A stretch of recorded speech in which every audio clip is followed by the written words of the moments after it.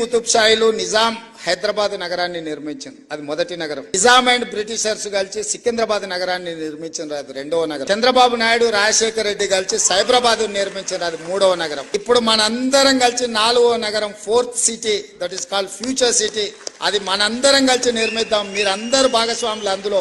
మనకు నాలుగో నగరం అవసరం ఉంది. భవిష్యత్ అవసరాలను దృష్టిలో పెట్టుకుని ఆ ఫ్యూచర్ సిటీలో అన్ని ఉండే విధంగా దాన్ని అద్భుతమైన నగరానికి ప్రపంచంలోనే పోటీ పడే నగరంగా తీర్చిదిద్దాల్సిన బాధ్యత మీది.